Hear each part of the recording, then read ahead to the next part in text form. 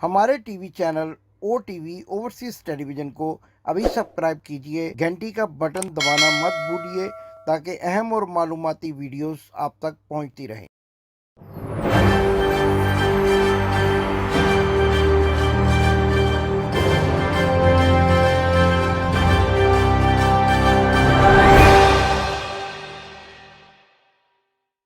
बिस्मिल्लाहिर्रहमानिर्रहीम। नाज़रीन, मैं हूं आपका होस्ट इमदाद हुसैन शहजाद, लंदन से अपने व्लॉग लंदन टॉक के साथ आपकी खिदमत में अस्सलाम वालेकुम अर्ज़ करता हूं। बड़ी ही एक और तहलका खेज़ ख़बर है मेरे पास लंदन से कि मियाँ बीमार शरीफ किस तारीख को कौन से मुल्क रवाना हो रहे हैं, और इसके लिए उन्होंने बाकायदा लंदन के CID डिपार्टमेंट को इत्तला कर दी है, क्योंकि उन पर यह पाबंदी थी कि वो जब भी लंदन से बाहर जाएंगे CID के महकमे को इत्तला किए बगैर नहीं जा सकेंगे। इस खबर की तफसीलात भी आपको आज मैंने बतानी है। मियाँ बीमार शरीफ के घर में क्या झगड़ा शुरू हो गया है, किस बात पर झगड़ा हो रहा है, ये भी सारी बात आज मैंने आपके सामने रखनी है। लेकिन इसके साथ साथ एक और इंटरव्यू सामने आया है लफाफा सहाफ़ी मंसूर अहमद ख़ान के साथ जनरल कमर जावेद बाजवा का, जो कि अब रिटायर हो चुके हैं। लेकिन इस इंटरव्यू में भी कल वाला इंटरव्यू जो जावेद चौधरी ने लिया था उसी की नकल मारी गई है, उसी को कॉपी किया जा रहा है। और मुझे तो यूँ लगता है कि एक ख़ास किस्म का प्रोपेगेंडा किया जा रहा है कि जनरल बाजवा वाकई हाजी बगलोल हैं, और आम तौर पे जब वो मक्का से मदीना गए बगैर हज करके आ जाते हैं तो अपने आप को मुकम्मल हाजी समझते हैं। और ये वाले जो हाजी होते हैं ये फिर ऐसी ही हरकतें करते हैं जैसे जनरल बाजवा ने की। इस इंटरव्यू में इन्होंने जो बात कही आज हमने उसी का तिया पांचा करना है। इन्होंने ये कहा कि मैंने इमरान खान पर बड़े एहसानात किए। इन्होंने ये भी कहा कि इमरान खान को हुकूमत में मैं लेकर आया और इमरान खान ने मेरे साथ धोखा किया। नाज़रीन, सवालात तो इन्होंने बहुत जो है मंसूर अली खान ने किए, जवाबात भी बहुत दिए गए कमर जावेद बाजवा की जानिब से, लेकिन हम सिर्फ चीदा उन सवालात पर बात करेंगे जिनके जवाबात कमर जावेद बाजवा ने बुग़्ज़े इमरान में दिए। तो सबसे पहले जो इन्होंने सवाल का जवाब दिया कि इन्होंने इमरान खान पर बहुत बड़ा एहसान किया। आइए अब आपको बताएं कि क्या एहसान किया। जब 2013 के इलेक्शन में इन्होंने इमरान खान को चकमा देकर हुकूमत जो है किसी और के हवाले कर दी, तो क्या वो इनका एहसान था?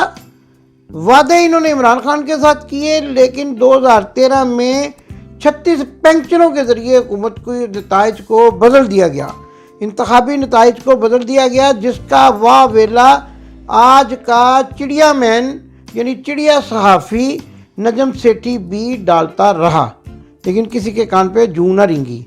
और इसके साथ साथ 2018 के इंतखाबात में इन्होंने सेटिंग कर रखी थी मियाँ शहबाज शरीफ से, और उसको ये कहा कि आप जो है सीटें पूरी करें और आप एयरपोर्ट पर जाकर भाई का इस्तकबाल करें, और इंतखाबात आने वाले चंद दिनों में आपके सर पर सजाकर दे दिए जाएंगे।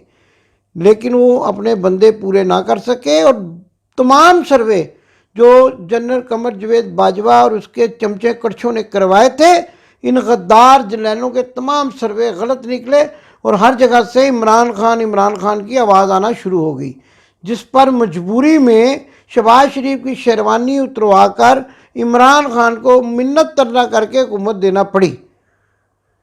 अब इमरान खान को जब हुकूमत दे दी तो ये भी ख़तरा लाहक हो गया कि इमरान खान जो है वो इनकी बात नहीं मानेगा, तो उसने नहीं मानी। ये उसको कहते रहे कि उस्मान बुज़दार को हटाकर अलीम खान को जो है वज़ीर आला पंजाब बना दे, उसने नहीं माना।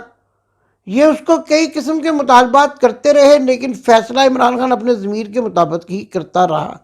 तोशाखाना के सारे तहाइफ जो जितने फ़ौजियों को मिले हैं, ये चाहते थे कि उनके सारे रिकॉर्ड को रद्द-बदल कर दिया जाए, लेकिन इमरान खान नहीं माना।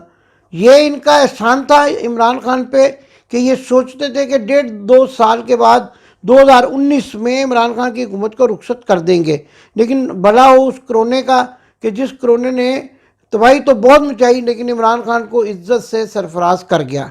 और इमरान खान 18 کا الیکشن جیت کر 3.5 سال وزیر اعظم رہے۔ ان کا احسان یہ تھا کہ یہ عمران خان پر اپنے عزیزوں کی ہاؤسنگ سوسائٹیاں اپروو کروانے کے لیے دباؤ ڈالتے رہے، اور ان کے سمدھی کباڑیا مٹھو جو ہے وہ راتوں رات کروڑ پتی بن گئے۔ اور اب اس وقت یہ صورتحال ہے کہ جنرل قمر جاوید باجوہ کے سمدھی صابر مٹھو اور حاجی سیف کھوکھر کی مرضی کے بغیر آپ 1 انچ قیمتی زمین لاہور میں نہیں خرید سکتے۔ تو کیا جب جنرل قمر جاوید باجوہ فوج کے سربراہ تھے تو ان کے اندر اتنی طاقت نہیں تھی کہ وہ ان مافیا کا خاتمہ کر سکتے، لیکن معاملہ سامنے رشتہ داریوں کا تھا۔ تو یہ ناظرین احسانات تھے جو انہوں نے عمران خان پر جو ہے ان احسانات کیے اور ان کو حکومت میں لے کر آئے۔ اور یہاں پر ایک اور خبر بھی بتاؤں کہ جو آپ نے ابھی 25 دسمبر کو ہمارے پیارے دوست خواجہ سعد رفیع کے والد کی برسی پر وہ جو چمو جو ہے حامد میر چنو منو کی تقریر سنی، اس میں انہوں نے ایک ڈنڈی مار دی۔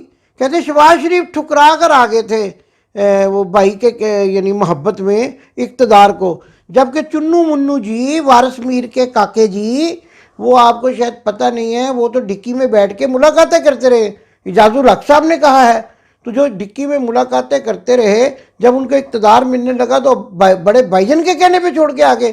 اور آپ کو یہ بھی نہیں پتا کہ دوبارہ پھر جب ان کو وزیر اعظم بنانے کا عندیہ دیا گیا تو وہ لنڈن سے جب بیگم کلثوم ناز بیمار تھی، بھائی کو بتائے بغیر 11 بجے تک ان کے ساتھ بیٹھ کر چائے پانی پیتے رہے اور 3:30 بجے کی فلائٹ پہ ایئرپورٹ آگے۔ ایک سوال کرنے والے نے پوچھا کہ کیا آپ میاں صاحب کو بتا کر آئے ہیں؟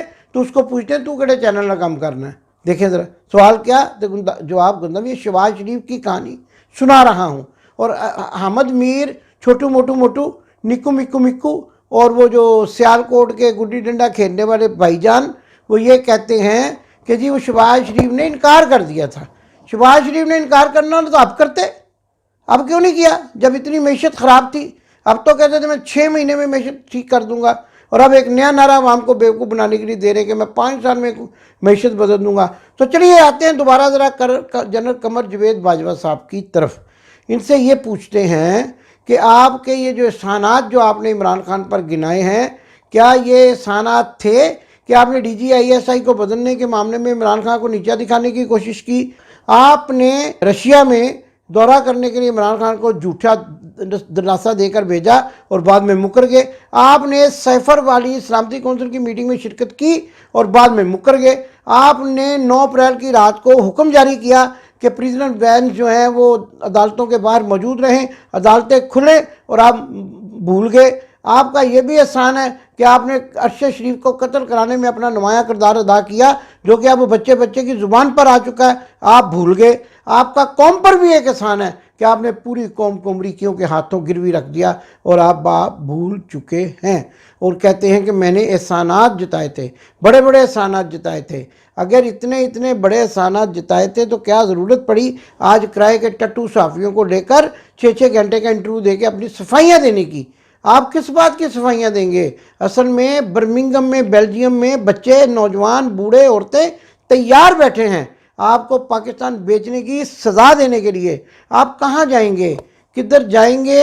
اور ہاں ایک اور بات مجھے یاد آئی کہ آپ نے یہ بھی کہا کہ میں تو ایکسٹینشن لینا نہیں چاہتا تھا۔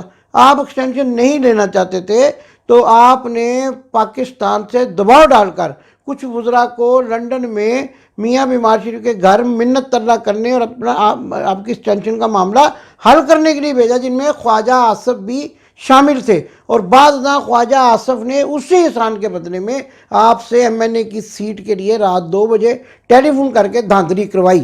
تو یہ ساری کہانی ہے جو میں نے ناظرین آپ کے سامنے رکھ دی ہے۔ آج یہ نیک پارسا حاجی بگلول بننا چاہتے ہیں؟